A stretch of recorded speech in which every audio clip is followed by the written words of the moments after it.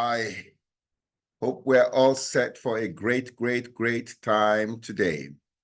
Good evening. Welcome to this session, which I believe is going to be absolutely phenomenal because of the practicality of what we are going to be talking about today.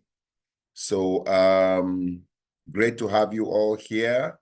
Benjamin, it's great to have you. Dorcas, great to have you. You're welcome.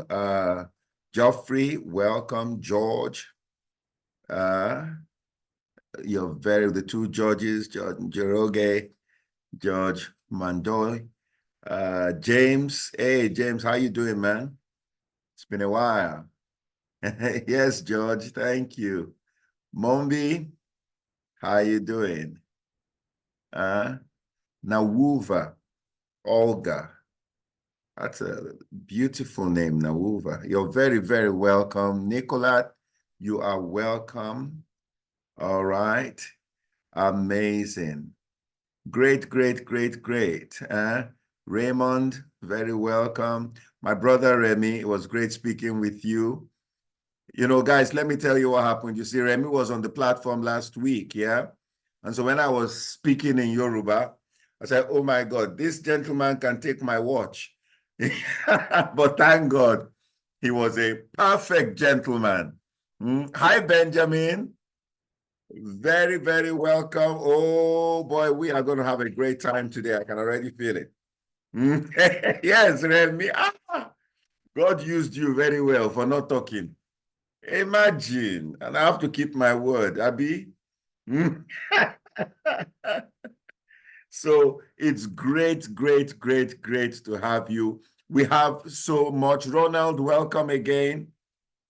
We have so much to cover today, and today is going to be different. You know why today is going to be different? We are going to, you know, I have taught university senior executive courses, okay? I've taught senior executive courses, business courses at different levels, universities and all that. And one of the things we do very well that has worked so well, I've seen, is the use of case studies. All right. So today we are going to discuss, we're going to look at some case studies. All right. And we're going to look at some stories. So it's not me going to tell you this is what makes a story stick.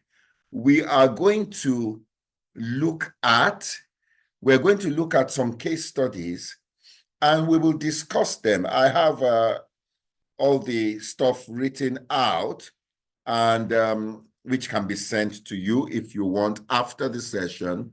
Well, Christine will do that on Monday morning if you require this. But let's look at some of these case studies. And the first case study we are going to look at is the US invasion of Iraq. Okay? The US invasion of Iraq. Now, let me read some of the stuff that I have prepared for you here. Now, according to the Iraq Body Count Project, just 1 second. So, according to the Iraq Body Count Project, which, one second.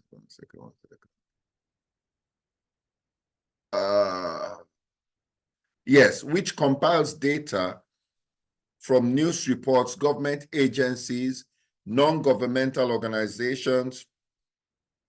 The number of documented civilian deaths resulting from the conflict in Iraq between 2003 and 2021 is between 185,296 and 208,037.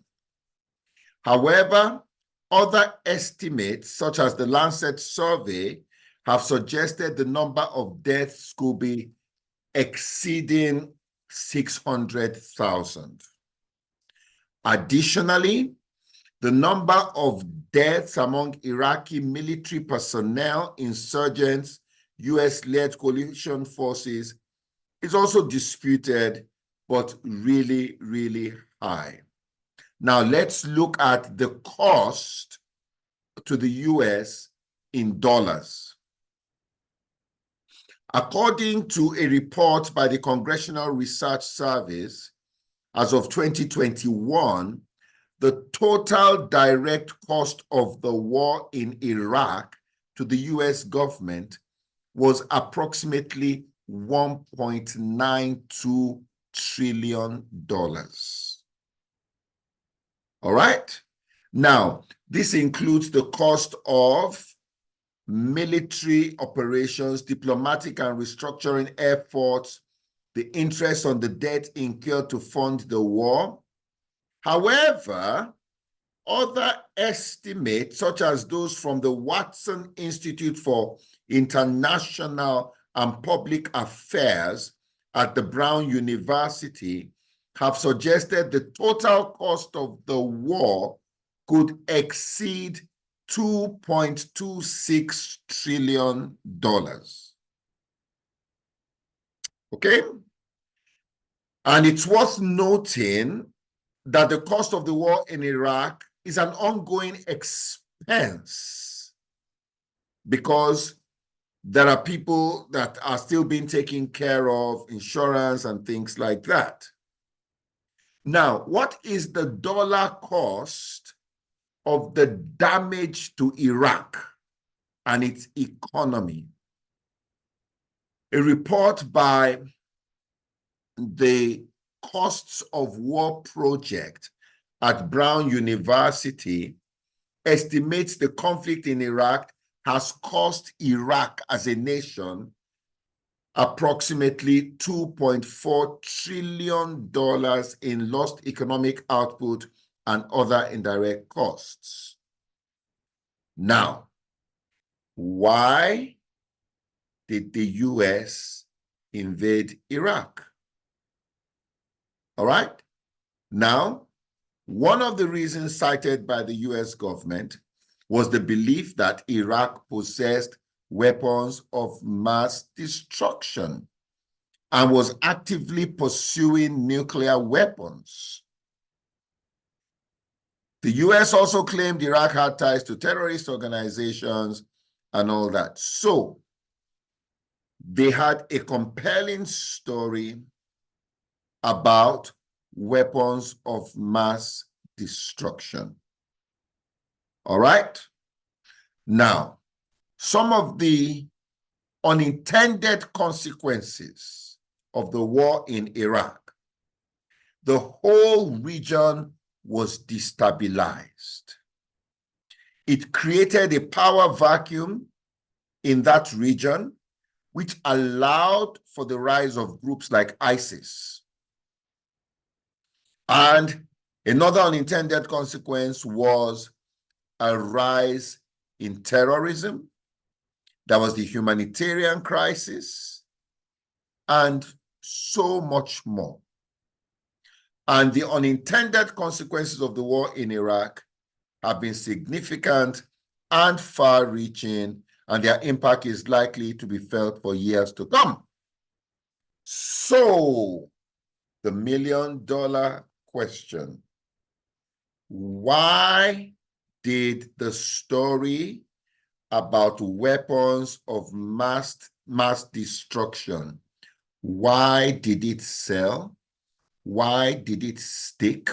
And why did the entire international community believe it, join forces to invade Iraq, when in actual fact, there were no weapons of mass destruction? Let me have your ideas. Let me have your thoughts. Today, in fact, I was contemplating with do we move from Zoom webinar to Zoom meeting where we could actually go into breakout sessions? But it's okay. Let me have your thoughts. Why did that story stick? Okay? Why did people buy the story?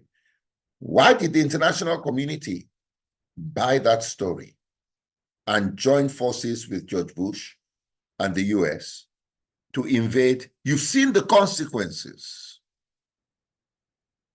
All right. So let me hear you. You can write your comments. I want to see the comments. Why do you think that story stuck? All right. Oh, Mumbi, thank you. I'm just reading the comments here now. Thank you, Mumbi. Yeah. So why did that story of weapons of mass destruction, why did it stick? I'm waiting. Just write in the chat box your thoughts about that. Why did it stick?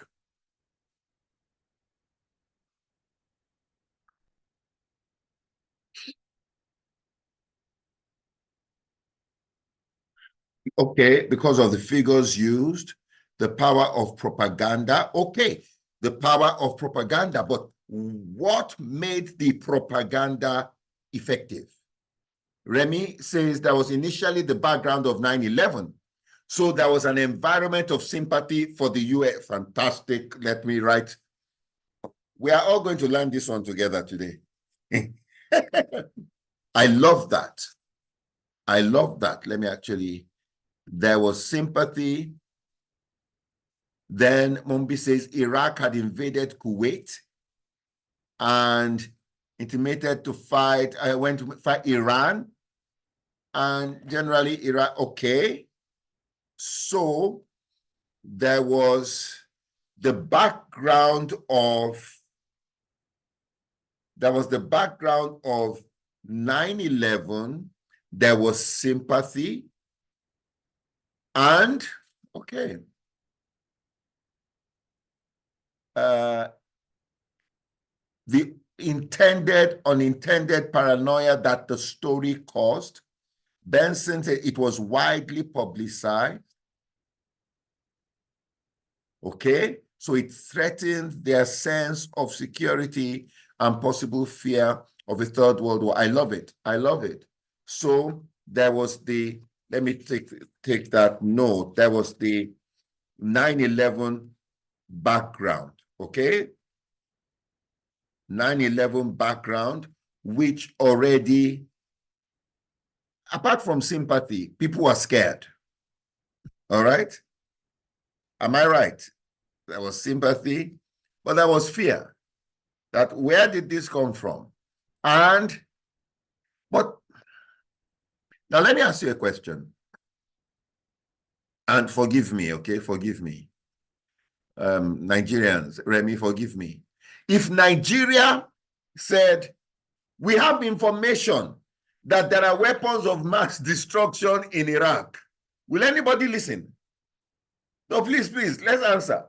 So Nigeria comes and say, there are weapons of mass destruction. Is anybody going to listen? Even Togo, Benin Republic, next to us, they would.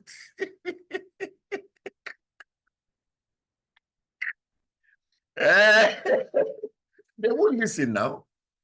So what was it that made people listen?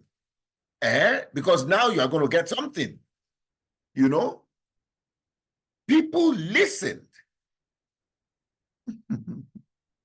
Their sources were widely published. The source was the US. Okay, now we are getting somewhere. So the source of the information, it was the US. Why was the US believed? Who can tell me? Why did people believe it? That, okay, America has spoken.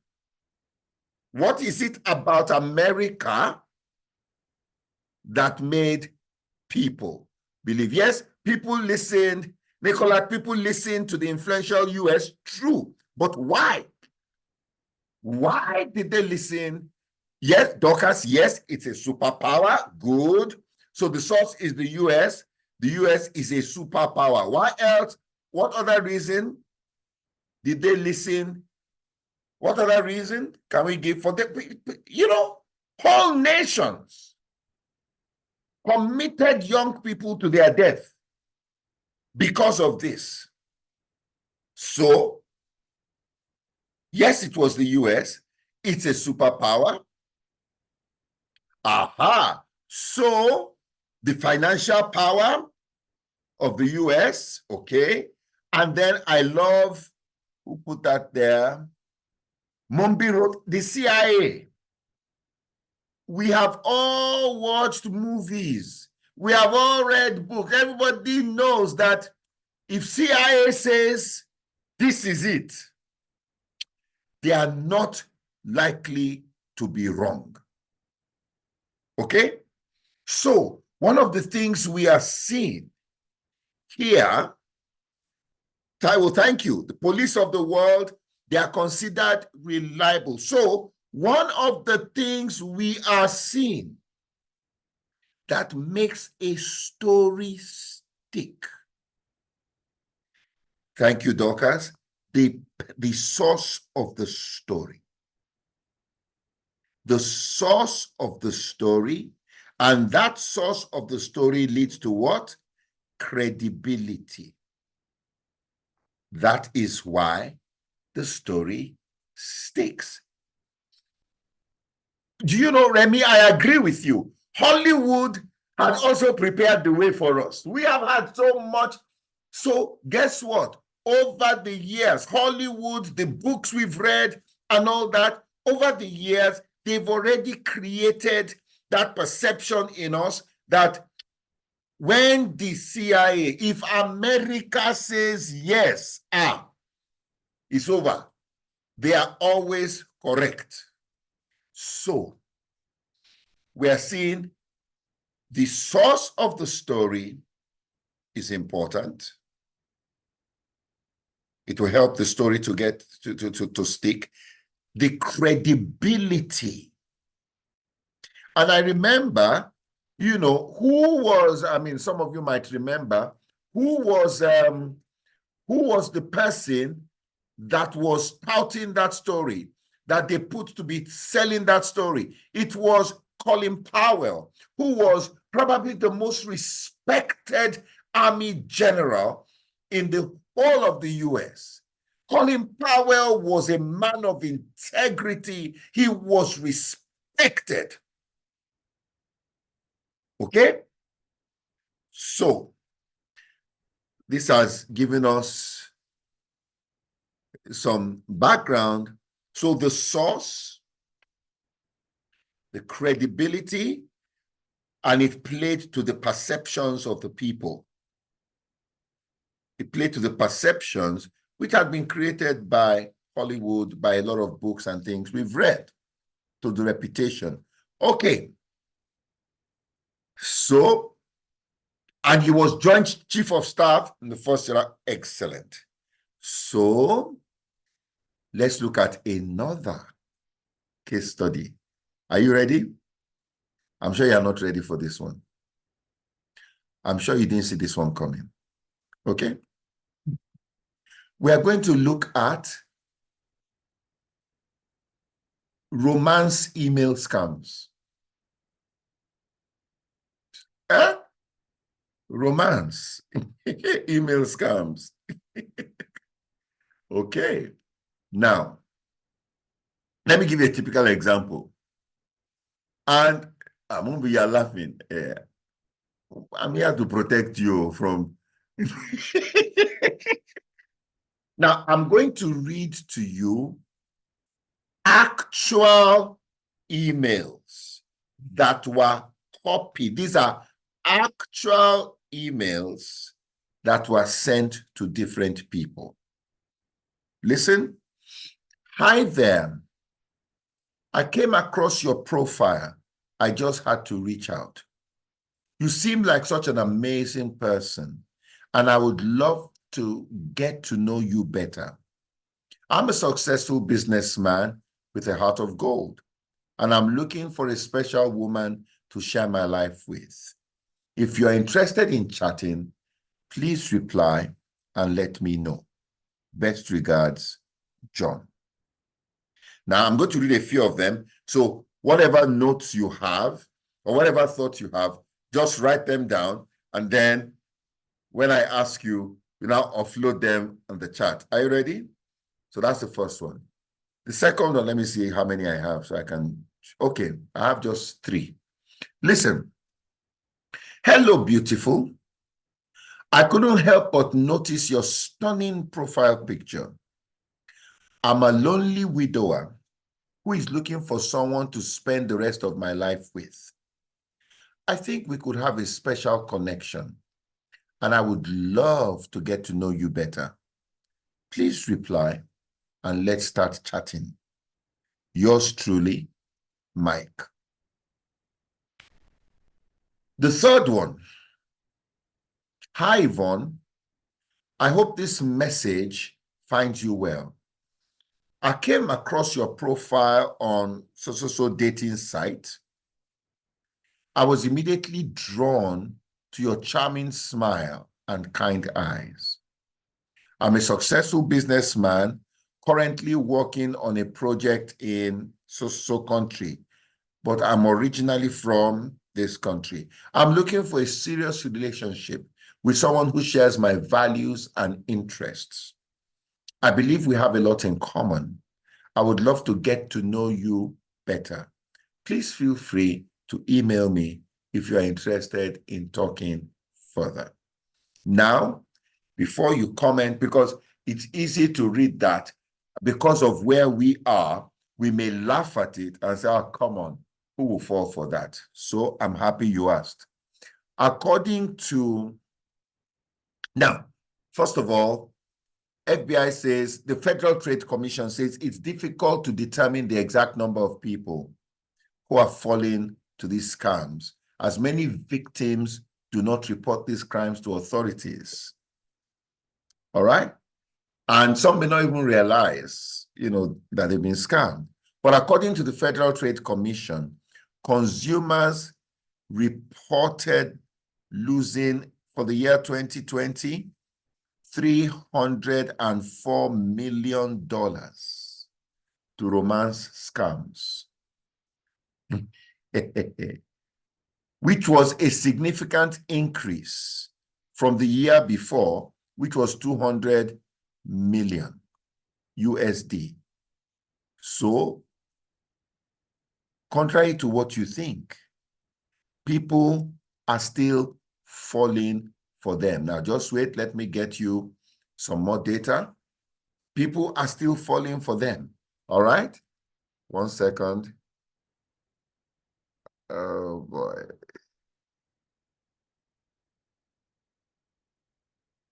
One second.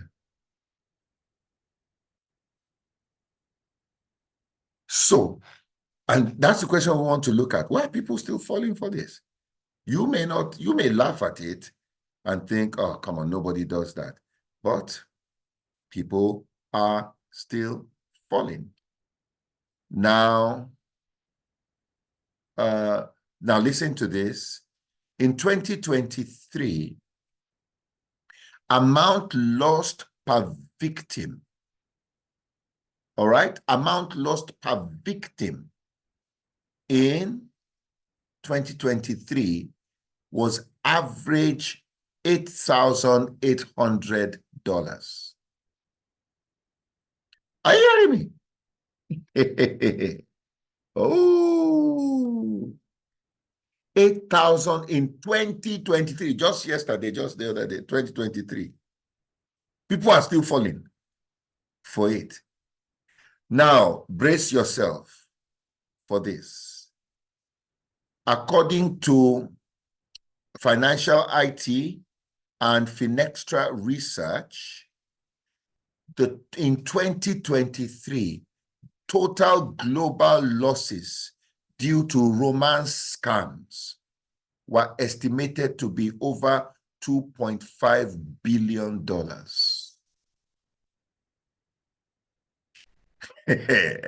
Are you hearing me tonight? $2.5 billion to romance scams. Okay? Now, let me give you more information about it. You know? So, the million question is, why do people still fall for romance scams? Let me have your thoughts. Why do people still fall for romance scams? That's not a small amount of money, guys. That is not a small amount of money. So why are people still falling for it? To this day, $2.5 billion. That's not small money. Okay, Mombi says it could be loneliness. Okay, especially the older generation, their kids moved out and they could be, okay, so loneliness. Okay, let's, we're going to tie all this together. Loneliness. Anybody else? People need hope. Yes. People need hope. Okay? Please help me. Anybody else? Why would people spend an average of $8,800 and globally have paid $2.5 billion for romance scams? Benjamin says they are gullible. Yes, but what made them gullible? That's what we need to ask. And I love the fact that, yes, they were lonely. Raymond, I think you've spoken like 1,000 wise people. Yes, Benson, it speaks to the heart. It speaks, so there is an emotional connection. Emotional connection speaks to the heart. George, when you say lack of discipline, on whose side? On whose side? Hmm?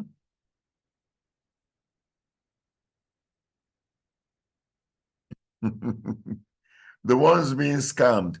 Hey, George, let me pray. Let me tell you a prayer that, we need to pray for ourselves.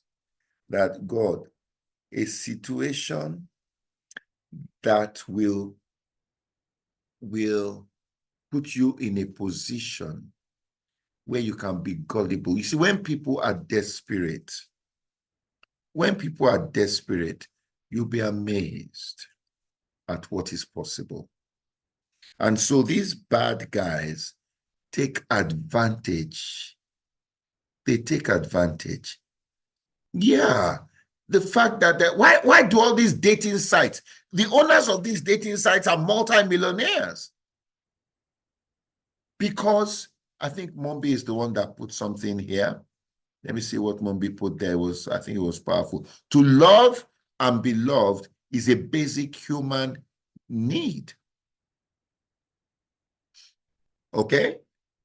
So, thank you, George. It's a compelling message that meets their needs. So it meets the needs of the audience.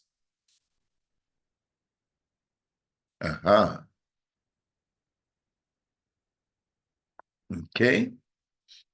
It meets the needs of the audience. All right? So, we have looked at the weapons of mass destruction, a story that was totally false. It stuck. It took the whole world. Now, we're looking at the romance scam. And obviously, it is sticky. $2.5 billion in 1 year is a lot of money. So it's clearly working. And one would think that with all the propaganda about this and the awareness, that won't happen again. But it's clearly happening. Now, the last case study we're going to look at before we now tie everything together, okay? Oh boy, okay, I don't know. Are you ready for this one? So we've done Iraq. We are now going to look at Nigerian prince email scams. How many of you have ever received any of those email scams from Nigeria before? Now, I'm going to shock you. Of course, most people have received, but now let me give you the data. You know, I never like sharing opinions. I want to give you facts, you know, data. Okay? So brace yourself for this. Ooh, 1 second.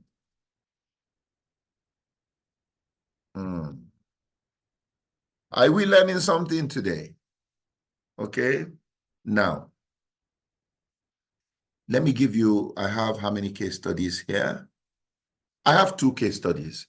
So listen very carefully and tell me as you listen, just get your thoughts together. And then at the end, we will discuss it. So letter 1, dear sir, madam, my name is Prince Nwachukwu, the son of the late King Nwachukwu of Nigeria.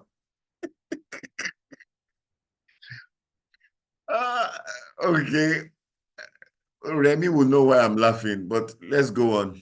I'm currently seeking assistance in transferring my inheritance of $20 million to a safe overseas account. Due to political unrest in Nigeria, I'm unable to access these funds on my own. I'm seeking a trustworthy individual who can provide me with their bank account information and assist me in transferring the funds. In return, I'm willing to offer you a percentage of the total amount as compensation for your help. If you are interested in assisting me, please reply to this email with your full name, bank account information, and a copy of your passport or driver's license. Sincerely, Prince Nwachukwu. Mombi, that's a good one. I never saw that. Mombi says, Eddie Murphy's coming to America is to blame for people in the West falling for the Nigerian scams, the African prince. Gotcha, that's a good one. Okay, so let's listen to number 2. All right. Now, with a very desperate need for assistance, I have summed up courage. Oh boy, 1 second. I lost that. 1 second. Okay. Now listen, with a desperate, dear friend, with a desperate need for assistance, I've summed up courage to contact you. I am from, presently working in Iraq with an international organization that I will also disclose later. I found your contact particulars in an address journal. I'm seeking your assistance to evacuate the sum of $18 million, all right, to your country or any other safe country of your choice, as I can be assured that my share will be safe in your care until I complete my service here. This is no stolen money. There is no danger involved. Then he puts source of the money, and he puts a particular, 1 second, copy. He puts a web address, BBC, okay? And that BBC address talks about, that's the web address he puts. I've put that there. Now, so, and the BBC report says, some money in various currencies was discovered concealed in barrels and piles of weapons and ammunition at a local, at the location near one of Saddam Hussein's old palaces during a rescue operation. It was agreed by all present the money be shared amongst us. This was quite an illegal thing to do, but I tell you what, no compensation can make up for the risk we have taken. Are you hearing the way it's building the story? With our lives in this hellhole. The above figure was given to me as my share, and to conceal this kind of money became a problem for me. So with the help of a German contact working here, and his office enjoys some immunity, I was able to get the package out to a safe place entirely out of a trouble spot. He does not know the real contents of the package. He believes it belongs to an Asian American who died in an air raid. And before giving up, he trusted me to hand over the package to his business associate. I have now found a secure way of getting the package to a safer country for you to pick up. I will discuss this with you when I'm sure you are willing to assist me. One passionate appeal I will make to you is not to discuss this matter with a third party. Should you have reasons to reject this offer, please destroy this mail, as any leakage of this information will be too bad for us. I don't know for how long we will remain here. I've survived 6 suicide bomb attacks by the special grace of God. This and other reasons I will mention later has prompted me to reach out for help. I honestly want this matter to be resolved immediately. All right? Kindly give the following information: your full name, your country, contact, age, blah, blah, blah. Okay? Now, before I get your comments, the report says it's difficult to determine exactly how much these Nigerian scams, also known as 419 scams, rake in because people do not report their losses to authorities. Okay? Now, however, you know me, I like data. So, 2023, all right, this is over $1 billion. Are you hearing me? Over $1 billion. In fact, it's closer to 2 billion, because when you look at data from, there's business email compromise. The FBI's Internet Crime Complaint Center received 13,633 complaints, which is another source, has resulted in losses of over $1.7 billion. Do people still fall for the scam? Absolutely. All right? So well over $2 billion. So again, the $1 million question: why do people still fall for this kind of scam?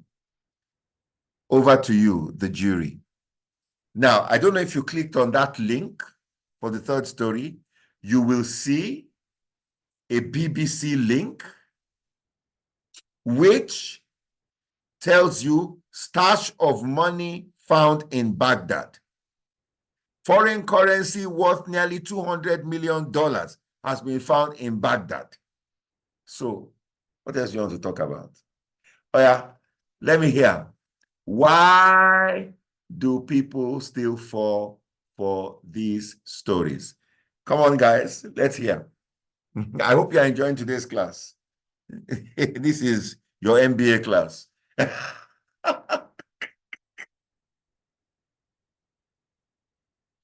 Let me hear your thoughts. Why do people fall for these?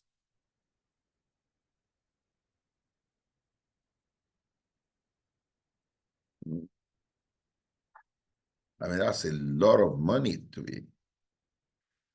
That's too much money. Remy says greed. Fine. Okay. Go on. Next, come on. Why are people falling for it? With all the, 60 Minutes Australia, they actually did a show, you can check it out on YouTube, where they conducted a sting operation and went to raid, some of these places in Nigeria. And they asked one of the guys that had lost hundreds of thousands of dollars in Australia. He was already wealthy. And they asked him, he had lost all that money. He said, will you still do it again? He said, yes, I will still give money. Benson, some of the victims are poor, but trust me, some of the victims are very rich. This guy had lost $300,000 and they asked if he would still do it. He said, yes. So they see the picture of money in their mind, and the person has gone to explicit details.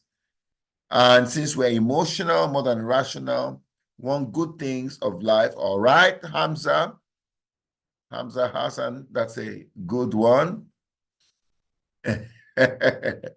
But have you seen, and all these are, again, did you see a connection when somebody says, I am Prince Nwachukwu, the son of King Nwachukwu of Nigeria?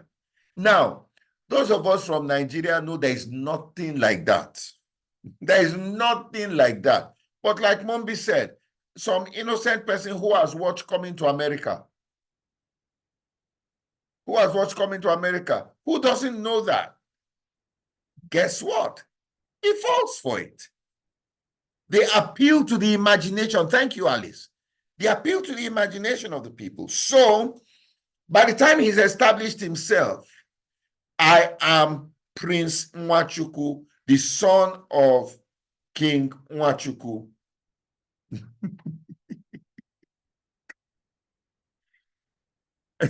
Mumbi.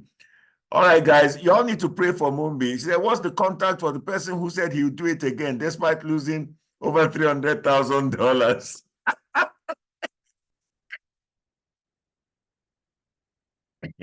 Now, are you seeing a common thread, though? Are you seeing a common thread? Through all those emails, the romance, the email, the first thing they do is try to establish credibility. That's the first thing. I am so and so. And then they establish credibility. The story is concrete because it's not left in the abstract. You can see what they're saying. I mean, this BBC, this one, he put a BBC link with the story. How can that be a scam? All right? And like you said, they are playing to people's needs. So there is the established credibility, very important. And how are the ways that you and I can establish credibility?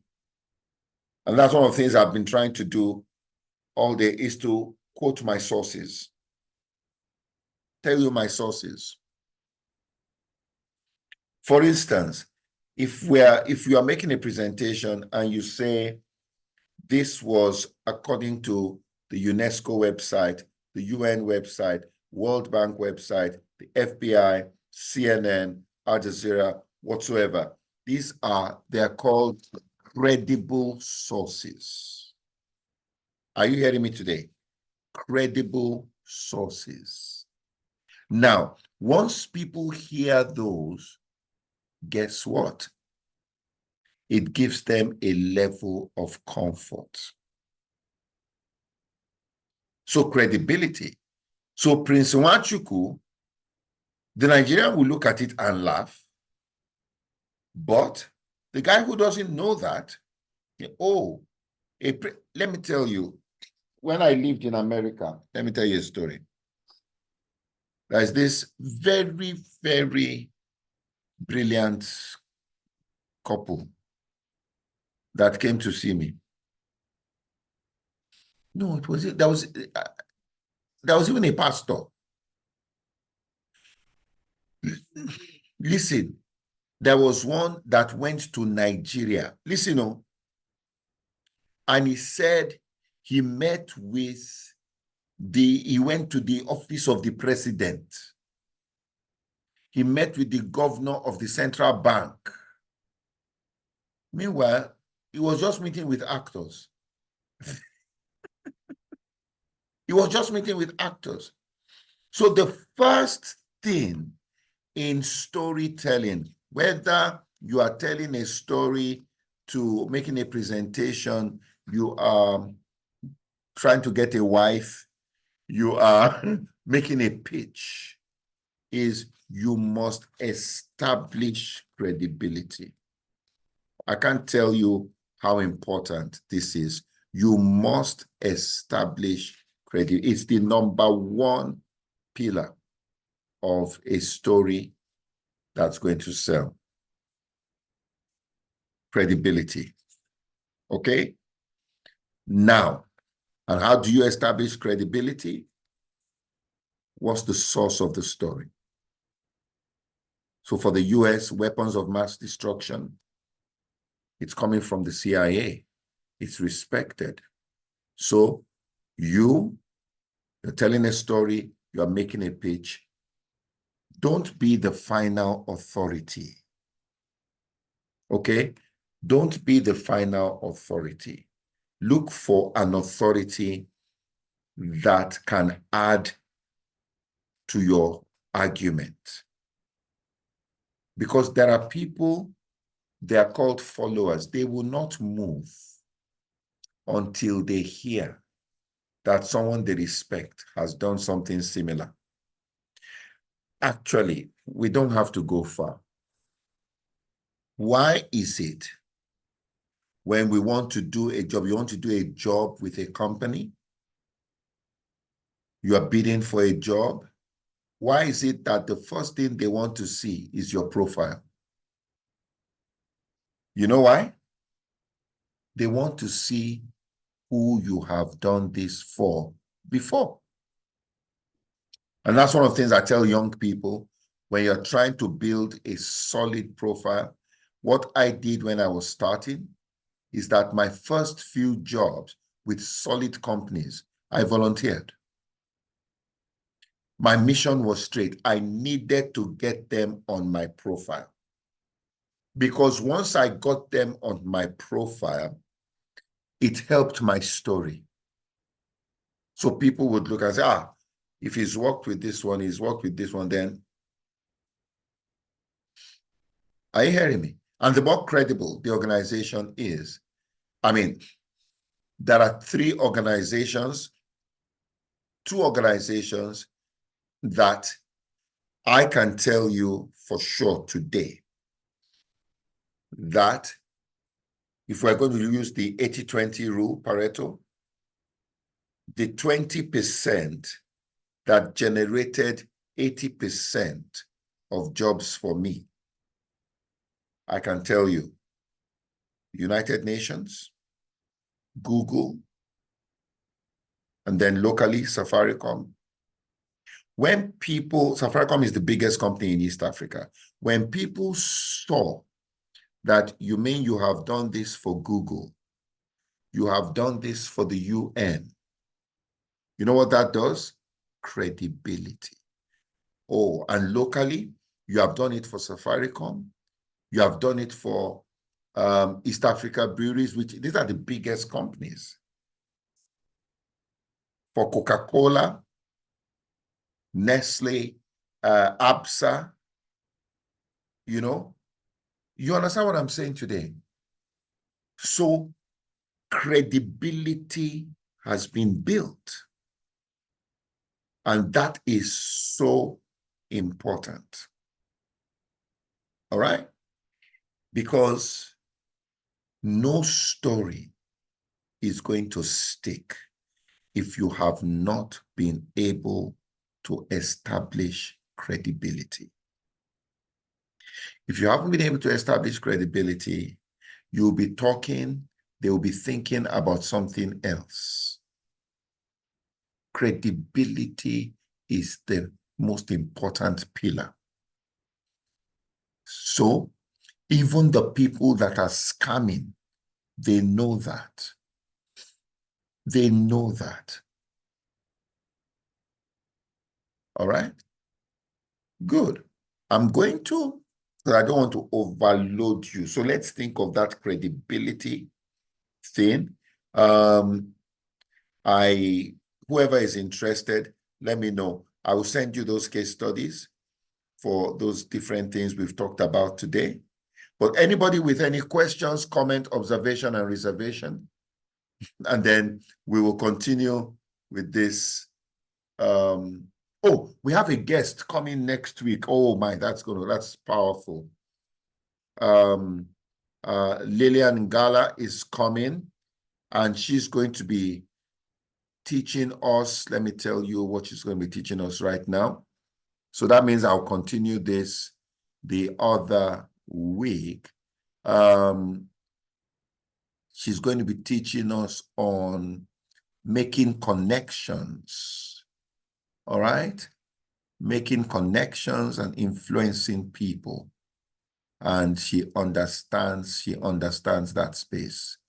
All right? She's the HR director for Diamond Trust Bank and a very, very switched on, brilliant person. Okay? So we're going to have that next week. But please, do you have any comments, questions on this before we call it a wrap today? And then we are going to, any comments, questions, or observations? Oh, well, the recording is going to be, I'll share the case study. Well, okay, you know what? My Monday newsletter, everybody will get the case studies, okay? And then, as always, we will post this on YouTube, okay? I hope you've had time to watch the other one. How to build credibility in an interview setting. Very good question. Like, the easiest way is to give your past experiences. Your past experiences. So I remember, let me give you an example. In the, early days, now, most people that call me already know what I am, what I stand for and all that. But it wasn't like that before. All right.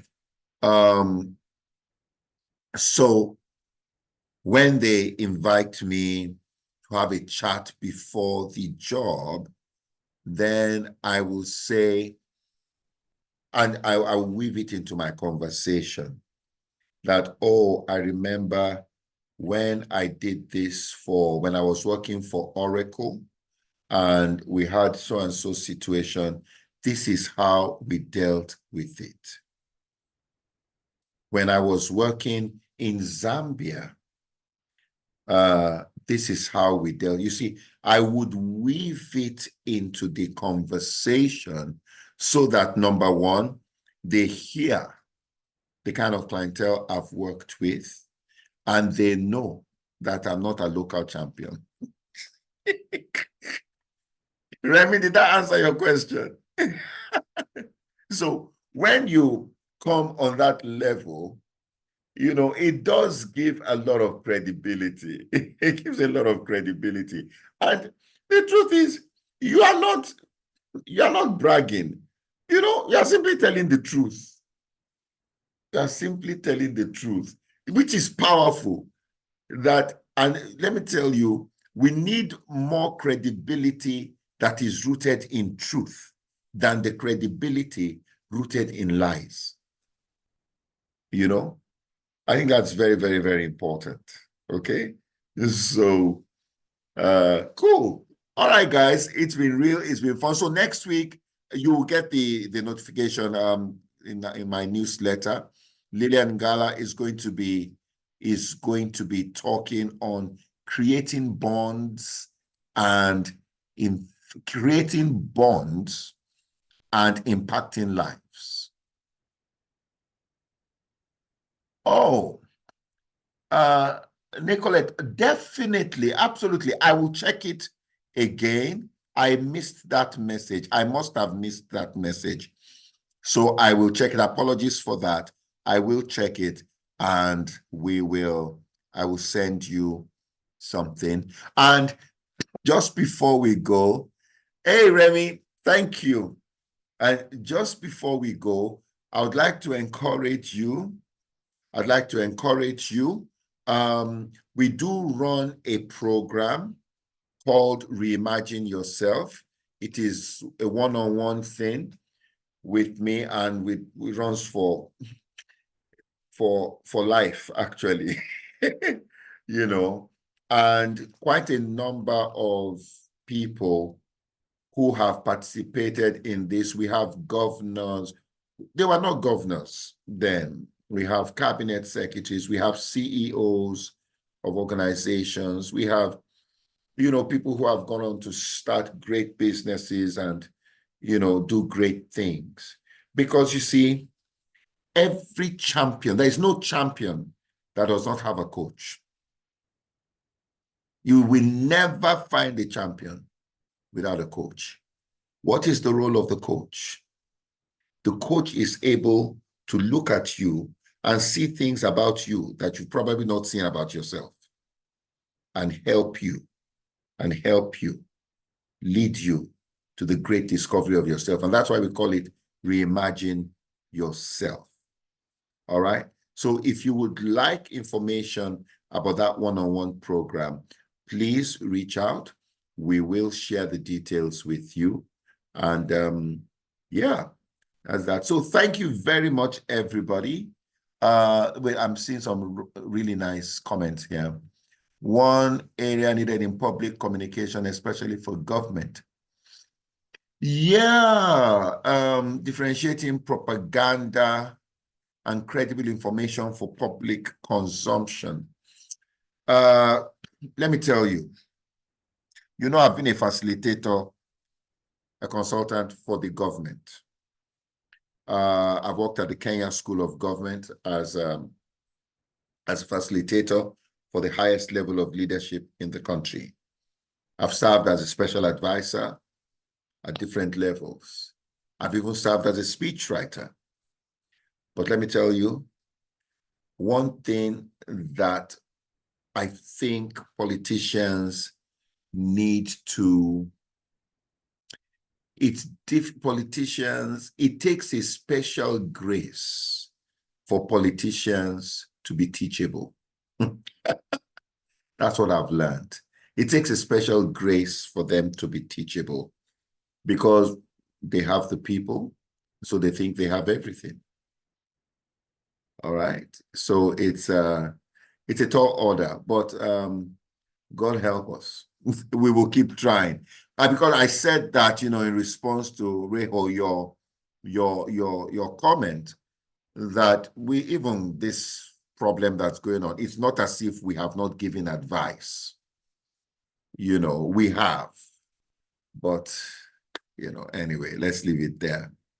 James, credibility is key. All the stories we give are absolutely. Absolutely. I was having a meeting with my team in Nigeria this morning. All right. We're having a team with them. And I shared something with them. Okay. Before I share that with them, let me just write something here for you. This is my email address, please. Now, if you send an email there, it comes directly to me. I'll see it on my phone or whatever gadget I'm on, and I'll respond. So you need information about the Reimagine Yourself, I will send that to you. Whatever you require from me, just send me an email there and we can do it. All right, so I was having a meeting with my team in Nigeria today. I have guys, different parts of Nigeria. And so we're having a meeting on developing a commercial mindset. All right, and I said this to them, just in support of what James said, about the intent is to, as we grow, we must have credible, our stories must be credible and all that. Now listen, I said a venture that does not create value for others is a hobby. A venture that does not create value for others, it's a hobby. A venture that does not attract attention is a flop. A venture that does not sell the value it creates is a non-profit. Now, this is the one I want you to hear. A venture that does not deliver what it promises is a scam. And a venture that does not bring in enough money to keep operating will inevitably close down. And so we don't want to be scammers. So our stories have to be credible so that it has to be credible so that we can have a good name. I think there's no better way to say that. Just have a good name. All right. Jane, yes, I know. I heard there was some problem with the scheduling with you and Cynthia. So just send me an email and we will work out something. All right. Okay. So guys, it's been real. I hope you've had a good time today and we've had good interaction, good learning. So Lillian is with us next week, and then the week after we will continue.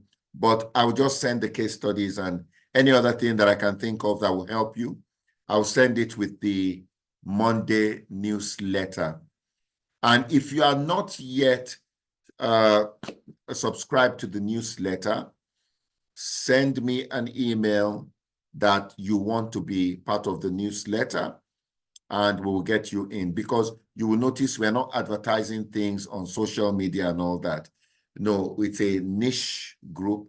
And so we just talk about all these things through our newsletter. All right. So God bless you all. Have a fantastic weekend and keep winning. All right. Thank you. Bye-bye.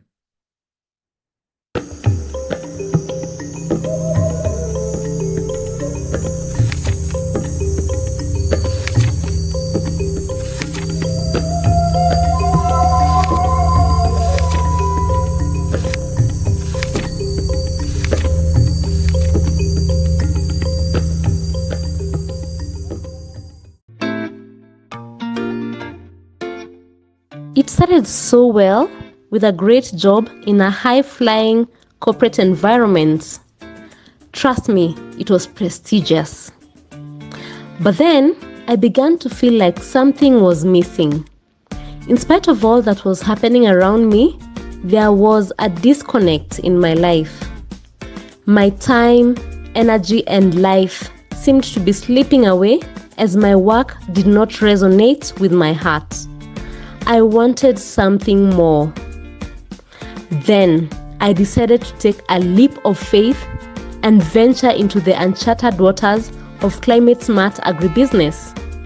We started with manufacturing, installing and maintaining beautiful urban gardens.